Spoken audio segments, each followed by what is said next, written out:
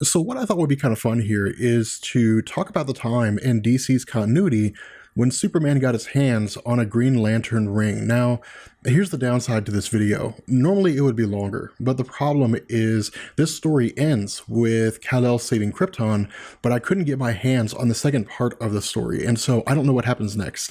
And I don't want to lie to you guys and just make stuff up, so we're going to go ahead and just end the video at the end of this first half of the story. But this story actually comes in the form of a story called Superman, the Last Son of Earth, and this is actually an Elseworlds story. For those of you guys who are unfamiliar with DC and Elseworlds, the Elseworlds lineup is similar to Marvel's What If, but where the Marvel's What If stories are basically like a branch of the main continuity. This is, say, with Age of Ultron What If. It's a different take on how things would have unfolded if a single action had gone a different way in the Age of Ultron. With the DC Elseworlds story, these are self-contained. They may or may not have any connection to the main DC continuity. They usually don't. They're completely isolated, self-contained, and removed from the mainstream continuity as a whole. And so what we do, or what we get in this story, is basically a reversal of the previously established continuity of Superman.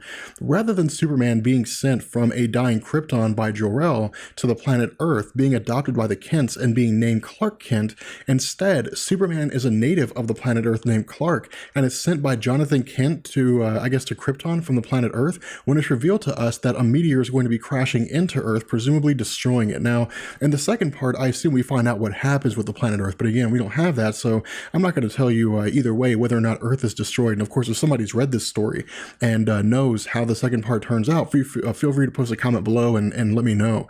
But what we find here is that when Superman lands on the planet Krypton, he's adopted by Jor-El and his wife. Now, his wife is a little hesitant to actually adopt Kal-El. She really doesn't like the idea of an alien kind of being, maybe being injected into the lifestyle of the El house. But the problem here is that Jor-El really seems to develop an affinity towards Kal-El, even going as far as to name him Kal-El and to effectively adopt him as his son. Now, where Superman develops his powers on Earth due to his exposure to the yellow sun, on Krypton he has no powers, and instead he wears a kind of exoskeleton suit to allow him to acclimate himself to the gravity of Krypton. But eventually, while he's out excavating as part of his scientific studies, what happens is he stumbles across a Green Lantern ring. Now, we're not told who this ring previously belonged to, we're simply just told that it's there alongside the lantern itself. And so the result is that when Kal-El picks up the Green Lantern ring and the lantern, he's told that he's deemed worthy. And so after he recites the oath of the Green Lantern Corps, he emerges as a member of the Green Lanterns. Now, while all this was taking place, the planet Krypton was basically falling apart. It was beginning to die. But Superman at the time, or I guess Kal-El at the time, didn't know this.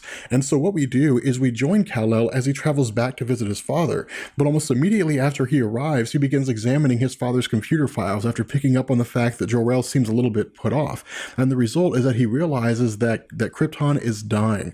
And so what DC seems to be doing here is that while they don't exactly tell us why it is Krypton's dying, what's actually taking place, they seem to just kind of be relying on the previously established continuity in the sense that there's some sort of nuclear chain reaction taking place in the core of Krypton, and the result is that the planet is basically shaking itself apart. And so the result is that with various earthquakes that are happening here that are taking place, that while the planet is basically shaking itself apart, that with the power of the Green Lantern Corps, Kal-El basically takes to space. And what he does here is he begins gathering various asteroids from around the planet itself, and what we are eventually told here is that the goal of Kal-El is to basically form these giant pillars or these giant rods. And what he intends to do is to use the power of the Lantern Ring to basically send these rods down to the planet and to relieve these kind of pressure points, to basically neutralize the nuclear reaction that's taking place in the core of the planet. And the result is that he's successful. And so as a result, he's basically saved Krypton from being destroyed. Now again,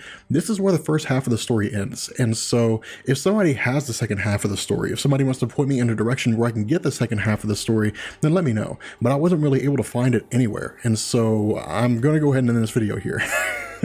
I guess we could make stuff up. We could say everybody lived happily ever after, or that Superman went back to planet Earth and married Lois Lane. I have no idea if that's true or not, but the fact remains that yeah. So we're going to go ahead and bring this video to an end. I hope you guys enjoyed it. If you did, let me know, and I will catch you guys later. Peace.